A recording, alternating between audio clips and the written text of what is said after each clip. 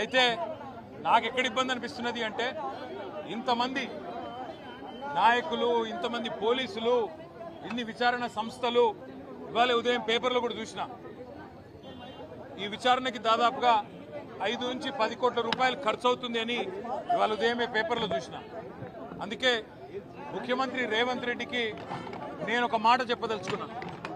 రేవంత్ రెడ్డి గారు, మీరు మీ కక్ష సాధింపు చర్యల్లో భాగంగా మీ మీద ఏసీబీ కేసు ఉన్నది కాబట్టి నా మీద ఏసీబీ కేసు బనాయించినావు, నీ మీద ఈడీ కేసు అయింది కాబట్టి నా మీద ఈడీ కేసు పెట్టినావు. ఏం ఇబ్బంది లేదు, నువ్వంటే దొరికినోనివి, నేనంటే నిజాయితీ పరుణ్ణి, ధైర్యం ఉన్నాను కాబట్టి ఎదుర్కొంటా.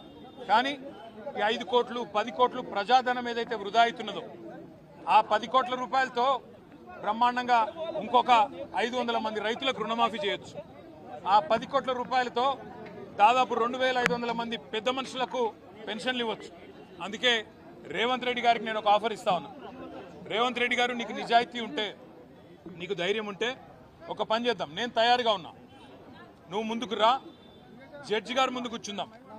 ఏసీబీ జడ్జి అయినా, హైకోర్టు న్యాయమూర్తి గారైనా, లేదా మీకు ఇష్టమైన న్యాయమూర్తి ఎవరి ముందైనా కూర్చుందాం.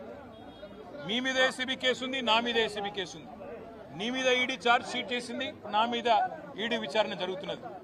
మీరు మొత్తం ఈ టీవీలు అన్నీ ఉన్నాయి కదా, మొత్తం మీడియా ఉంది కదా, లైవ్ టీవీ పెట్టండి. నేను రేవంత్ రెడ్డి గారు ఇద్దరం కూర్చుంటాం న్యాయమూర్తి ముంగట. మీరు ఏ ప్రశ్నను అడగండి కేసుకు సంబంధించి, ఆయన కేసు నా కేసు.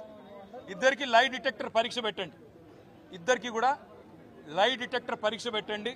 మొత్తం రాష్ట్ర ప్రజలందరూ చూస్తుండగా ఒక 50 లక్షలు 20 లక్షల రూపాయలు ఒడిసిపోతుంది. లేకపోతే ఈ 10 కోట్ల రూపాయలతోని అనవసరంగా ప్రజాధనం దుర్వినియోగం అయ్యే విధంగా, ఇంతమంది ఉన్నతాధికారుల టైం వేస్ట్ అయ్యే విధంగా, ఇంతమంది మీడియా సంస్థల టైం వేస్ట్ అయ్యే విధంగా ఈ కక్ష సాధింపు విచారణ మంచిది కాదు. నేను రెడీగా ఉన్న రేవంత్ రెడ్డి, నీకు ధైర్యం ఉంటే ముందుకు రా.